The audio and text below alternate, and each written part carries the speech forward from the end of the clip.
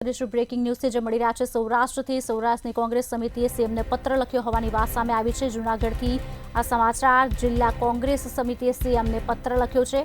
ટેકાના ભાવે થતી ખરીદીમાં સમય વધારવાની માંગ કરવામાં આવી છે। આપને જણાવી દઈએ 20 દિવસથી બારદાનનો જથ્થો ન હોવાથી ખેડૂતોને હાલાકી પડી રહી છે, ત્યારે ખરીદીનો સમય વધારવા માંગ કરવામાં આવી। આપને જણાવી દઈએ સમાચાર, જેમાં ટેકાના ભાવે થતી ખરીદીમાં સમય વધારવાની માંગ કરવામાં આવી છે।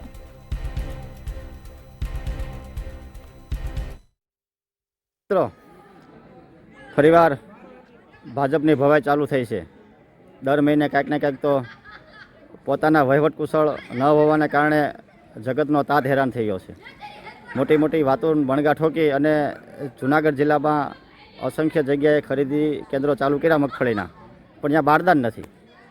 બોલો, બારદાનના વાકે ખરીદી કેન્દ્રો બંધ છે। હવે આ ક્યાં સુધી તમારું મિસમેનેજમેન્ટ છે? ક્યાં સુધી તમે ખેડૂતને હેરાન કરશો?